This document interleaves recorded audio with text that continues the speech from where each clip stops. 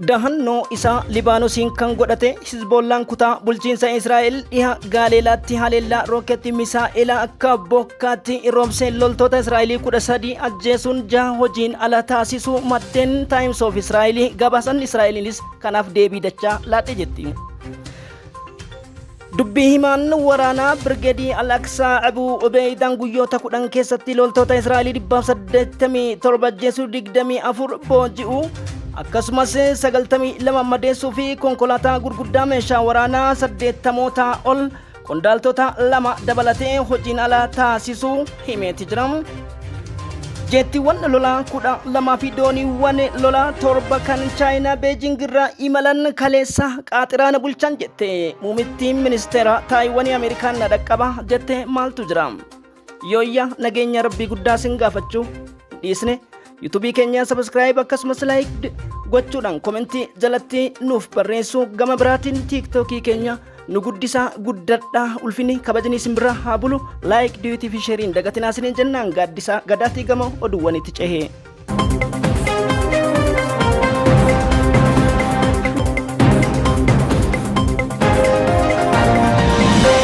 Hizbollaan kutaa bulchiinsa Israa'el Galiilaa dhihaatti haleellaa rooketii misaa'ilaa akka bokkaatti roobsee miidhaa yeroo hundumaa caaluu kaleessa dhaabbilee warshaa kan DRC IDF jedhamu humna ittisa waraanaa meeshaawwan oomishaa barbadeessuu fi loltoota gurguddoo gaardoof Israa'elii 13 ajjeesuu fi 6 garmalee miidhamuu keessattuu 4ffaa fi 5ffaan lubbuudhaaf hospitaala keessatti gaaga'ama dhumarra gahan jechuu Times of Israa'eliin gadi baase. Israa'eliin deebiiwwan kanaan daangaawwan Hizboolaa fi kutaawwan dhukaasaa rooketii hunda haleelee barbadeesse jetti. Haa ta'uutii dubbii himaan waraanaa Birgeedii Al-Aqsaa Abuu Ubeydaan guyyoota 10 keessatti qofa loltoota Israa'elii kaaba Gaazaatti dhufan 187 ol ajjeesuu 29 booji'uu gama biraatiin 92 madeessuu fi konkolaataawwan gurguddoo meeshaa waraanaaf taankota 80tti siiqan gara kaaba Gaazaatti qondaaltota waraanaa 2 dabalatee biyyootti ergine kan jedhu kaleessa gabaasuu ni yaadatama. Kanaan wal qabsiiseeti akka dhiya Israa'elii gocha shayxaanota lammiilee keenya Palestaan irratti fudhatturra yoo of hin qusanne taate Yerusaalem barbadaa'uuf jirti. Tel Aviv hundeessitti buqqisna jedhanii kan dhaadatan Hizbollaan.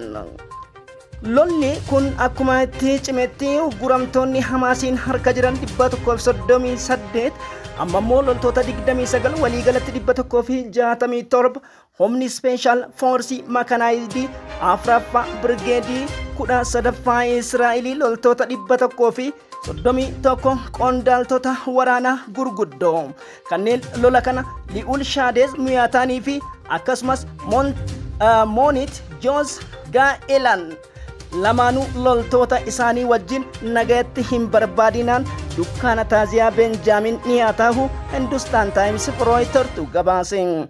Kana qofatti hin dhaabbanne Israa'el ammarraa kaasee addunyaan quba qaba meeshaawwan atomic bombii plaster bombii fayyadama dachee Gaazaa jedhamtu addunyaarraa gaggeessa jechuun dhaadannoo itti fuftu hamma ammatti siviiliiwwan dhuman 18,000 ol dabru ministeerri fayyaa kan Palestaayinii ifoomseetii jiramu.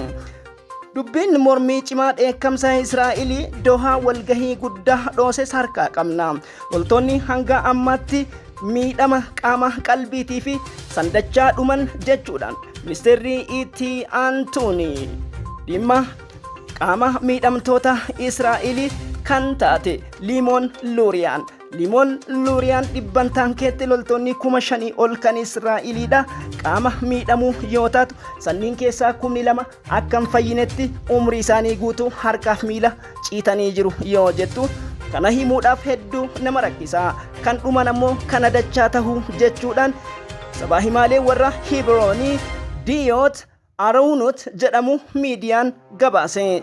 Kanneen ajjeefaman dachaa tahuu Limoon Luuriyaan dhibbantaan 7 xiinsammuudhaaf saaxilamu 58 harkaaf miilli cituu fi 12 ammoo dhibeewwan dahannoo keessa yookiin ammoo sarjariidhaan bahuu hin dandeenyeen miidhaa guddaan gahee jira jechuun yoo beeksiftu ministeerri miidhamtoota deebisanii dhaabuu ministeera dhimmoota waraanaa Israa'elii Limoon Luuriyaan egaa kana ol lolichi ammas addaan hin baafanne kaaba Gaazaatti loltoota bobba'an hedduu isaanii odeeffannoo hin qabnu jechuun dubbatte.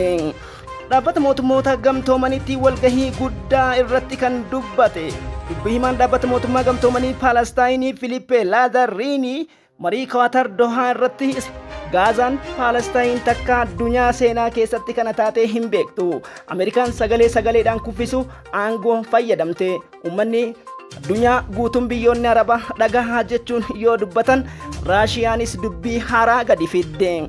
Kabajamtoota hordoftoota keenya Muhammad Shittaayee muummeen ministeera Paalestaayinii kan Weest Baankiin bakka bu'uudhaan Kaataritti argames addunyaan Israa'elii kanaaf kan hayyamte taanaan balaa guddaan nu gudditti bu'aa jechuudhaan beeksisan. Pirezidaantiin Tarkii Ra'iis Erdogan fi Vladimir Puutiin akkasumas Ibrahim Ra'iisi Ayatollah Ali Khamenei dabalateetiin guyyaa boru Mooskoo Raashiyaa gubbaatti wal gahanii loltoota 18,000 Gaazatti erguudhaaf Vladimir Puutiin murteesse jedhanii.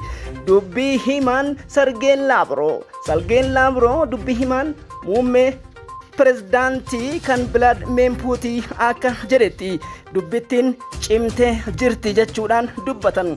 Yoo Gaazaadhaaf hin birmatin maargoonaa dubbannaan kana taate. Walumaa galatti hamma ammatti pirezidaantiin Israa'elii Benjaamin Netanyaahuu loltoonni keenya kan dhuman 670 jedhanis garuu dubbii wal faallessituun Limoon Luuriyaan ammoo 5,400 walumaa galatti kanneen miidhaman 5,000 sandachaa jechuun tilmaamuun nama hin dhibu.